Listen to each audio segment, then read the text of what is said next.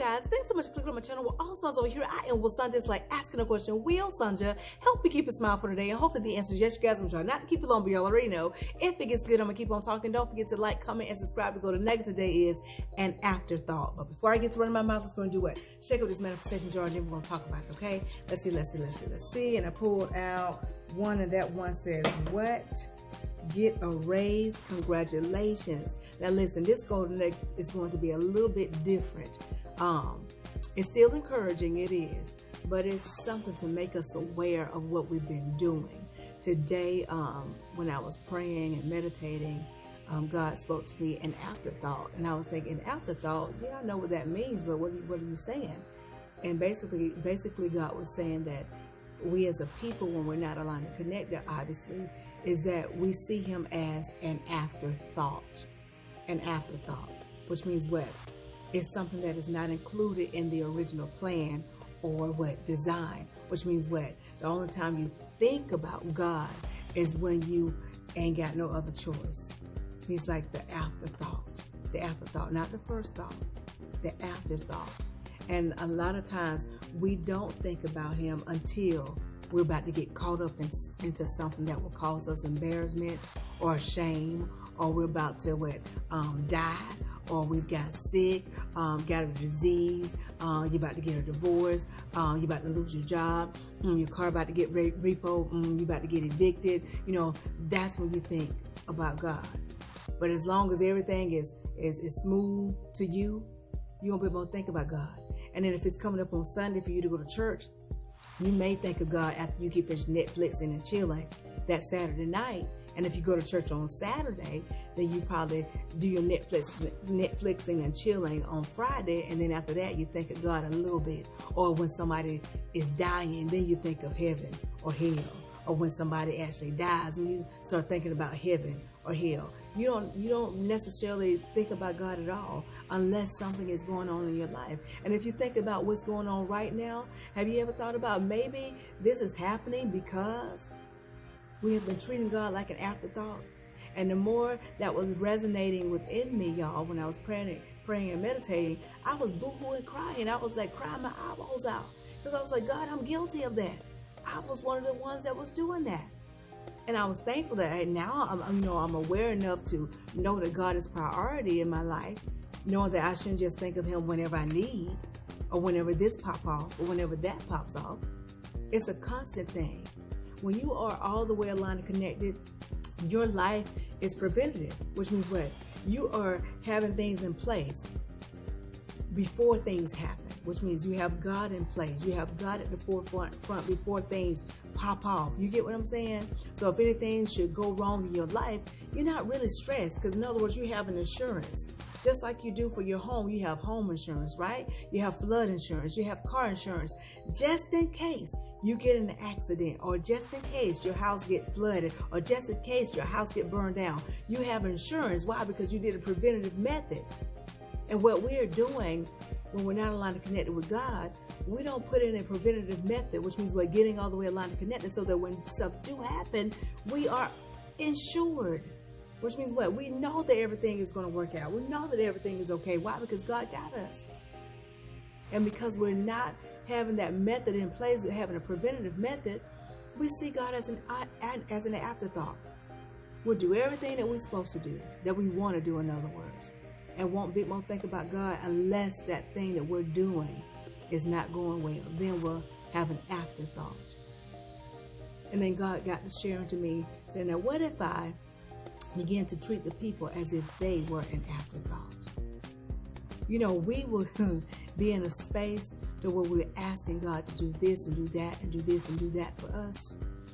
And if God is not coming when we want him to come, we get so upset with him.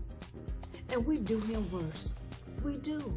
And God is always on time. But when it comes to us, we don't go to God and ask him for anything unless we need his help. Before then, we go, no, I don't need your help. Afterthought. I'm coming up with this on my own, so I'm going to do it on my own. And when you realize it's not working, then the afterthought of God pops in your head. Well, the bank wouldn't give me the money. And I couldn't get the money from my family. And I couldn't get the money from these investors. So I ain't got nowhere else but to turn. My last option. Afterthought. And y'all, when I tell y'all that thing hurt me, oh, it hurt me so bad. Oh man, I hadn't cried like that in a long time. I was say, wow. I just kept saying, God, please forgive me. And it made me think of that scripture that says, if my people who are called by my name will humble themselves and pray and turn from their wicked ways, then I will hear from heaven and do what? Heal their land. Those are steps. We've been trying to skip steps. So if my people who are called by my name will humble themselves, you humble themselves and seek my face and pray, right? But then after you seeking God's face and praying, are you turning from your wicked ways? You know, those ways that are contrary to who God is? When you turn from which means you make an attempt, you make an effort to say, no, I'm not going to do that anymore. I know they call me, they want me to go out, they want me to do this, they want me to do that. I know they call me, want me to gossip, I know they call me, want me to do And you go, no, I ain't going to do it. Just turn from it. The wicked way is there. You could turn your back to it. Go in the opposite direction. Then God say, then I'll hear from heaven. He'll hear from heaven. Which means what? Well, if you ain't turned from your wicked ways, if you ain't turned from your ways of iniquity, if you ain't turned from your ways of things that is contrary to God, then God ain't hearing you, boo. He's not. Your prayers and meditation just going up to the ceiling and falling down. Because you're what? You're canceling out your prayer. If you're praying and then you're still doing the same thing. Same thing. Same stuff that's contrary to who God is. But God said, once you turn from your wicked ways, after you humble yourself, after you've been seeking Him and praying, then He will hear from heaven. Which means what? He'll be sitting on this sofa up there in heaven, right? In heaven. In that quiet place, in that peaceful place, in that joyous place where He is. Which is really in your core. And then He'll hear from you. He'll hear from you. Because when you put in the action, then He'll know that you're serious. You know, as parents, when kids say, I ain't going to do it no more, they look at them like, they know, your parents know when you're lying. It's not until when your actions say different. People can say they love you all day long, but if their actions don't go with the wordings of what they're saying to you, then you're not going to take them serious. You're not going to really be able to hear them. They're not. They'll just be babbling, blah, blah, blah, blah, blah. Almost like Charlie Brown. You hear them going, wah, wah, wah, wah, wah, wah, wah, wah. That's all you hear while they're talking. Because you know what they're talking ain't nothing but lies. Actions speak louder than words. That's what that means. Turn from your wicked ways, from those things that are contrary to who God is. Then I will hear from heaven. Which means what? Your prayer, your meditation, your cry will reach God. Then He said He will heal the land. The land. The land. Wherever you are in your arena in life, your dwelling place, He will heal it. Whether it's a sickness, whether it's a disease going about in your country like COVID. You think COVID just here just because? COVID is probably here because an afterthought. Haven't been putting God first. He's been your afterthought. He has not been included in your original plan or design. You say you want to do this or that, you hadn't included God. You say, no, I'll ask God if this is my husband after I get married. I'll ask God if she really my wife after we get married. I'll ask God if this is the right job after I get hired. I'll ask God if this is the right house after I move into it. I'll ask God if this is the right whatever after I do it. That's what we've been doing. But we're not aligned and connected. We'll go ahead and pursue a thing, get in it, and then say, God, is this it? And you know when you start asking God if that it after you've done it, is when stuff starts looking crazy now. You went ahead and got married, and you all lovey-dovey and happy. But then stuff started. I'm like, wait a minute, he acting a little strange. Like he got split personality. He looking kind of crazy over there. God, he just snapped. He raised his hand like he was about to hit me. God, I'm praying to you right now, is he the one? After you done said your vows. So now you're saying, God, afterthought. Y'all see why I was crying? I was really boo-hooing. I'm surprised I don't have no bags under my eyes right now. I was boo-hooing and crying. Had tissue everywhere because I was like, oh my God, what's going on? Like I can feel I don't know, it was a strange, painful thing. Like if somebody using you, like just using you and using you. They don't think about you until they need a ride. You know them kind of folks. You don't hear from them all month until their car break down. Then they calling you, hey, how you doing? Everybody fine over there? I was calling asking you if you can give me a ride to work because my car broke down. Or they, needed some extra cash, but you ain't heard from them all year. And they want you to spot them for the week. That's what you're doing. Treating God the same way. Afterthought. Afterthought. And you can't keep doing that. There's one way to God will remedy that thing. He'll remedy it. He'll get you to put him at the first thought of your mind. And you know how? It's by trial and tribulations. Yes, it is. Trials and tribulations.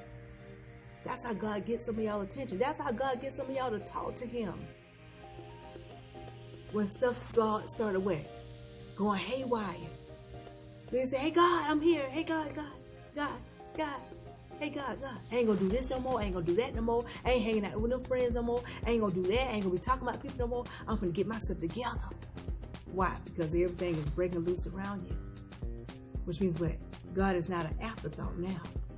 Every time you wake up, if that situation still there, you're still thinking about God. Okay. First thought in your head, God, did you do it? God, can you do it? God, will you do it? God, will you help me? And the only thing you have to do is get some preventative method. When God gets you to get his attention in that manner, it's kind of like unnecessary testing. He shouldn't even be testing you that way. Because you still got more tests to get you to the level where you're supposed to be going. This testing that God is having to do because you have him as an afterthought is to get you to put him in your first thoughts. And then after that testing and trials and tribulations, then comes some more testing. I've got to the place where, God, I don't want no unnecessary testing. I'm using you as a preventative method, keeping you at the forefront, which means you're the first thought when I wake up, the last thought when I go to bed, and in between the time of me waking up and going to bed, you and my thoughts all day long. And it's possible. It's possible. It's called being grateful. It's called being thankful. It's called including God in whatever you're doing. That's why God says, what? Seek ye first the kingdom of God and all of his righteousness. Then all of these things will be added. And then it says, what? In all thine ways, acknowledge him. That's what we're missing it. We're not acknowledging God in all of our ways, because if we were, then what? He would not be an afterthought. He would not be. Because he'll be directing our path, which means, well, we won't have to have him as an afterthought. Why? Because things will be working and running smoothly, all because we would acknowledge him before we did something. We acknowledged him before we got married. We acknowledged him before we bought that car. We acknowledged him before we got the house. We acknowledged him before what? Exactly. In all of your ways, which means whatever you're going to do, acknowledge God. I know it sounds so simple. So I need to acknowledge God before I brush my teeth. God, I thank you so much for me being able to brush my teeth. Yes, that's an acknowledgement. It is. Just that simple. So what about me blinking my eyes? God, I thank you, because some people don't have eyelids. Oh yeah, I have eyelids. It's so simple. It's so simple. When you stop acknowledging God, you end up acknowledging yourself, which means you're putting yourself in a place where God is supposed to be. Which means what? The mind, body, ego is leading you. And therefore, you've made a God out of yourself. Which means what? You're not consulting him. And now he's an afterthought. Because God is the only God, source of all resources. Right?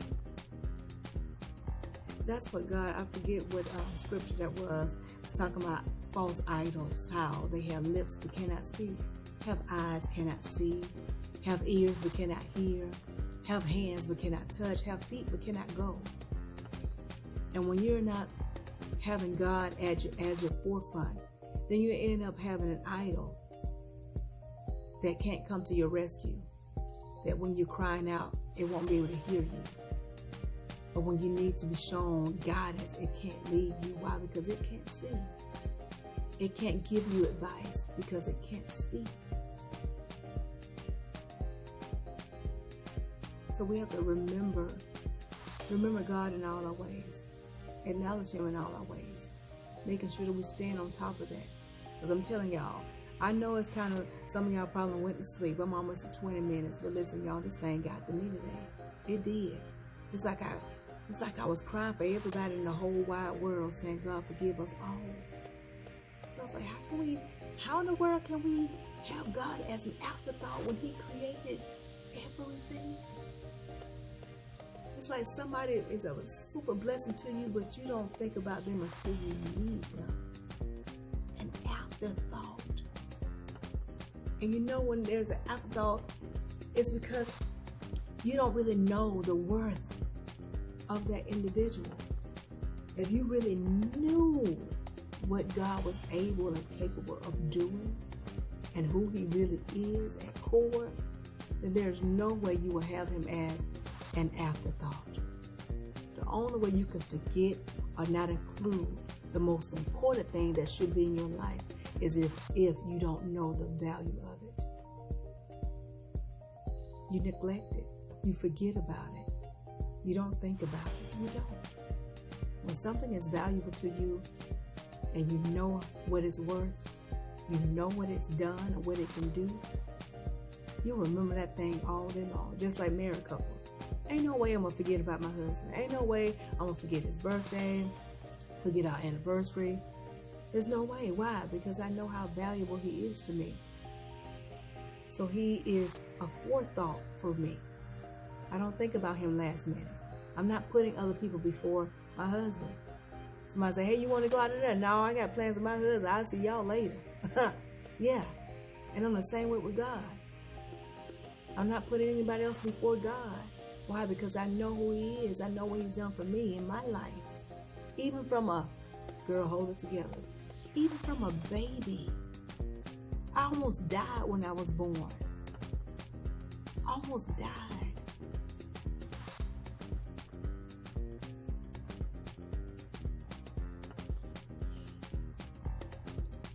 But here I sit. Here I sit. As a newborn baby. My lungs are saying, nope, ain't gonna work. But God. And here I am talking y'all ear off. So how in the world would I cause myself to be in a position to have God as an afterthought when He's the reason why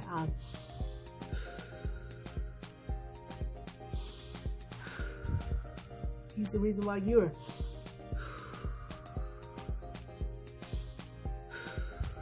He's the reason why your children are what?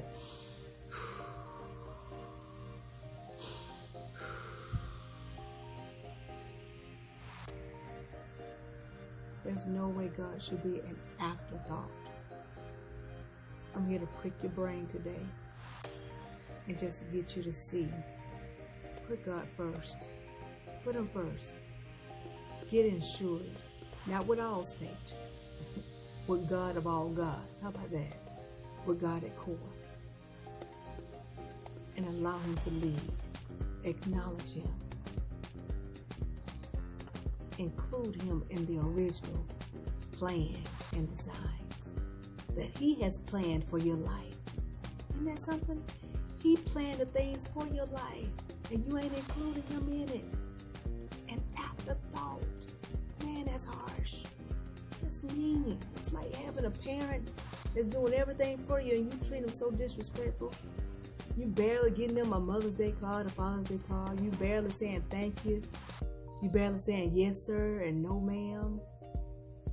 They ask you to do a little bit of this, a little bit of that, clean up the kitchen. You got an attitude. And the only time you think about them is if you want a video game, or if you're hungry, or if lightning strikes and the lights out. Mom, Dad, the lights out. What should I do? As long as the lights are on and you got your video games and you're eating your pizza and your ice cream and you're in your own world, talking to your friends on your phone and texting, you're on Instagram, you're on Facebook, you're on other books and whatnot, you ain't a bit more thinking about to see if your mama need a glass of water. God forbid if your mama or daddy call you in the room and say, pass me the remote, and they could be sitting right next to them. They just want to see how grateful you are. And you're like, that's how you treat God. And He's going to put a stop to it by some extra testing, extra trials, and extra tribulations. I've already cried my eyeballs out today. I hope we all get into a space where we always continuously keep God at the forefront, always acknowledging Him so that He is a before thought, that He is always at the forefront. Before we do anything, He is there. We make sure that His presence is there. We get His approval. Get His approval first. Then you won't have to get any advice later. Did you hear me? Get God's approval first, and then you won't have to get any advice later. I'm at 22 minutes. I hope y'all got this, but if you didn't, rewind this thing and watch again. I know it's a long one, but y'all, it did something to me. I feel like I could not put this in a synopsis of 5 or 6, not even 10 minutes, but I hope y'all got it. Put God first. Let Him be your first thought when you wake up, your last thought when you go to sleep, and your thoughts in between those times, okay? Talk to y'all soon. If you didn't get what I was saying, like I said, rewind this thing and watch again. But in the meantime, in between time, if you take just a little bit of what I'm telling you and apply to your life to the best of your ability, you won't ever have to mask a smile. Why? Because your smiles will always be genuine. And guess what? If you do what I'm telling you to do right now, God will heal your land. Your land will be healed. It'll be healed. Some of y'all got diseases, doctors say it ain't gonna be cured. You just gotta do what? Turn from your wicked ways. Humble yourself. Seek God's face, right? Pray, meditate, put Him first. Then turn from your wicked ways and watch how things will begin to dissolve in your life that looks like a disease, that looks like an illness, that looks like an addiction, that looks like what? A repo, that looks like a divorce, that looks like a whatever. Watch how those, God will heal your land. He will heal your land. He will heal your land. Hello, He will heal your land. Do you want your land healed? You can't find a job for nothing. He will heal your land. You'll get a job. He'll heal your land. You think by you being unemployed is it's by happenstance. No, it's because you had God as an afterthought. Turn from your wicked ways. Seek His face. Humble yourself. Then He gonna hear from heaven. Then He gonna hear you when you turn. When you do those steps. Read all the steps. I think it's in 2 Corinthians, if I'm not mistaken. Or is it Chronicles? One of those. I forget. But listen, it's in there. Go on YouTube. Go on Google. If my people who are called by my name will humble themselves and pray and seek my face and turn from their wicked ways, then I will hear from heaven. And do what? Heal your land. Y'all get good? I hope so. Y'all know what's coming next. Ciao.